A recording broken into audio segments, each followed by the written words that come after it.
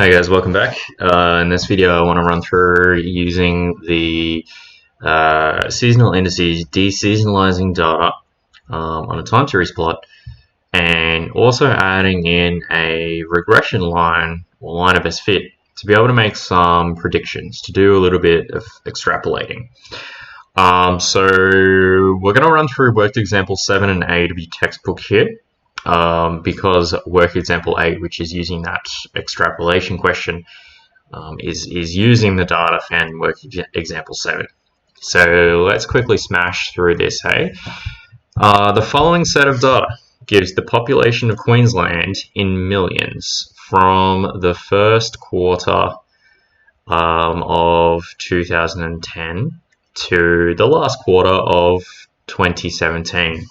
Use a spreadsheet to answer the following questions. A, find the seasonal indices. B, seasonally adjust that data. And C, graph the original and adjusted on the same plot and comment on the graph. Let's just copy this straight over and get started. Insert screenshot, screen clip. Take that over. And now do the very long process of inserting everything.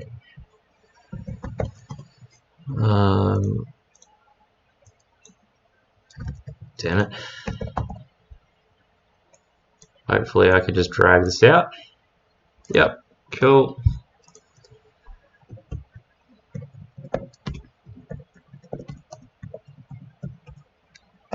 So, how's everyone's day going? Another riveting video of me inputting data into Excel.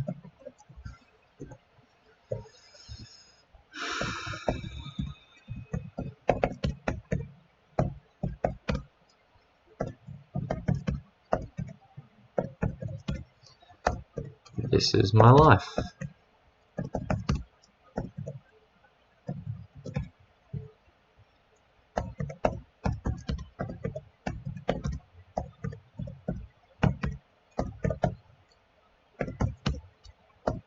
Wanted to be a bus driver when I grew up.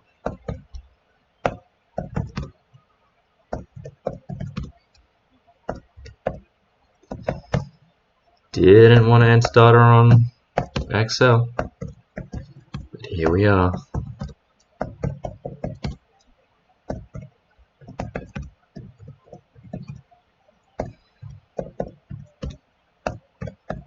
Okay, in hindsight, I'm going to start entering data before I start a video. Cool. Alright. Step 1 with finding seasonal indices is get the average of your years. So, 2010, maybe we'll just copy paste this over here. Let us get the average for the years. Where am I? Where's the average? Here it is. Average of this. Copy that over. Great. Okay, next job. Get the yearly index. Find the yearly index by taking the actual values and dividing them by the average of that year. So we're going to go this fella here divided by this fella here. Okay, 1, 2, 3. Fix this one up. Fix this one up. And fix this one up. Did that work? Pretty sure it did. Let's just check. Sweet. Copy this over. Copy this over. Copy this over. Alright, let's decrease some decimals. It's looking pretty messy. Okay, we're going to do 3 decimals because that's the same as what we've got in the question in the actual data up here. Okay, we've got the yearly average. We've got the yearly indexes for all of the quarters. Now what we're going to do is find the seasonal index, and we find the seasonal index by taking the average of the quarters, quarter 1, quarter 2, 3, and quarter 4. So let's get the average of, where's quarter 1? Here's quarter 1.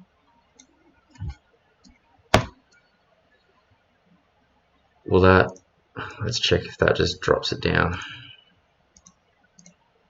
Yep. Alright, we've got the seasonal indices there. So, recap, we found the yearly average.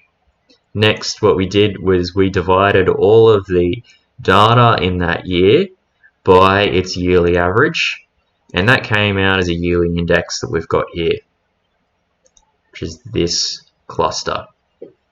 After we did that, we averaged out these rows because we want all of the quarter 1s, well, over the years from 2010 to 2017, and we call that a seasonal index. That is quarter 1 seasonal index through to quarter 4 seasonal index. Okay, so that is what, A? That's question A done right there. B, calculate the seasonally adjusted data.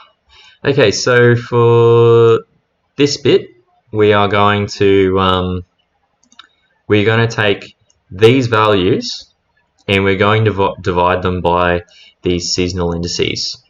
All of the quarter 1s need to be divided by the quarter 1 seasonal index. All of the quarter 2s need to be divided by the quarter 2 seasonal index. So let us just copy paste this down here. Delete the data. Okay, this is going to be equal to this divided by this. And I'm just going to drag that out for all of the... Oh no, why are you doing that? What's it doing? Oh, it moved it over. That really sucks. Thought it was going to be easy. Think again, huh?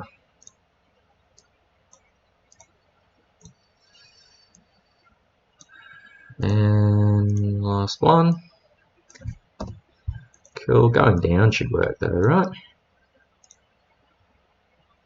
No, yeah. Does that work? Yep, that worked. Okay, cool. So I should be able to drag this down, correct? Yep, so that went into 2011 quarter 2, and it's dividing by the quarter 2 seasonal index. Yeah, that worked. Double check here. Yep, that's quarter 3, quarter 3, quarter 4, quarter 4. Cool. I'm going to drag that down to create it all seasonally adjusted. Okay, and we'll just round that down to 3 decimal places. Great. Okay, so there we have our seasonally adjusted data. Seasonally adjusted right there. And there's our raw data up here. Raw data. Hello, Bubba Girl. Do you want to say hello to everybody? You gonna help? My daughter is just joining us for a moment, guys. Okay, and now that we've done that, we are going to be able to graph this information together. However, remember that Excel doesn't like working. This way because it's working in columns, and we want to be working.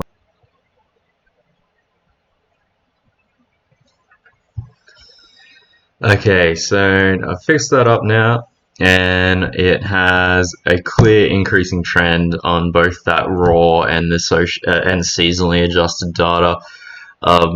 Funny thing really is to note that the seasonally adjusted data actually has more of a seasonal fluctuation than the raw data did. The raw data is actually occurring far smoother. That is that question done there. However, we want to move on to the question 8, I think it is. Yeah, worked example 8. Because it's asking us to do some forecasting using a least squares regression line for the seasonally adjusted data. And it wants us to make a prediction on what the population will be like at the end of 2020. So let us just quickly add in our trend line. So click on the seasonally adjusted in Excel here. What's it doing? There we go. Okay, clicking on that, and then we're going to add in a trend line. Now, where is our trend line? It's very hard to see. We're gonna more options on our trend line. Okay, cool. Okay, so with our trend line here, what we're going to do is we're going to forecast into the future. We want to go to the end of 2020. I just need to double check where we are currently at. So we're at the end of 2017, quarter 4 2017 is quarter 32. So this would be 2018, 2019,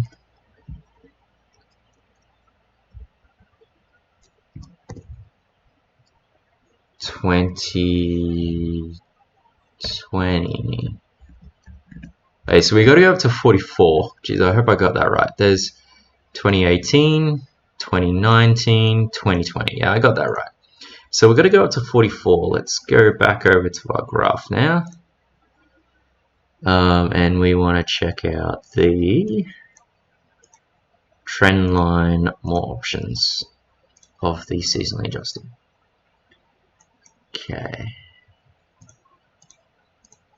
Okay, here we go. Alright, we want to go forward. We need to go forward another 10, isn't it? We need to go forward another 10. Okay, so the seasonally adjusted 10? Sorry, bear with me. Maybe we need to go a little bit further. Yeah, that's looking a bit better. Okay, so 44 is approximately going to come out at maybe 5.15. I'm gonna guesstimate there, guys. 5.15 is where quarter 44 is going to roughly be. Okay, so that is 5.15 million. Now that is of the deseasonalized, and that is not representative of the actual. That has been adjusted. So to get back to the actual values, we do something called reseasonalising. That is to put deseasonalized back into actual value terms.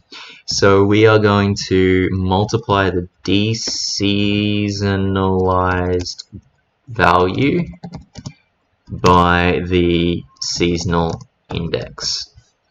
Now the seasonal index for 44 is at quarter 4, is this value right here, 1.006.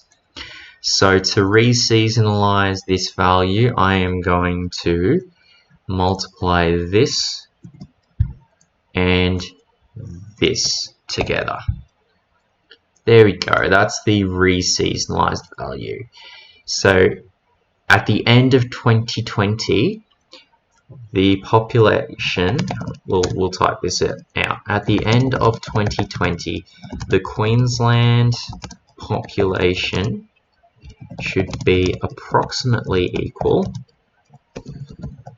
to 5,178,444 people.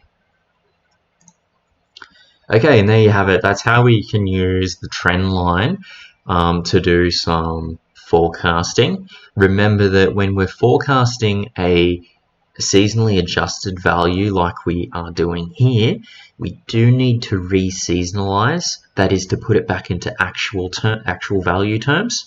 And to do that, we just need to multiply by the corresponding seasonal index. Make sure you choose the correct seasonal index, because if I had used quarter 1, 2, or 3, I would have got the wrong answer. And that is all for today. Hi, Evie.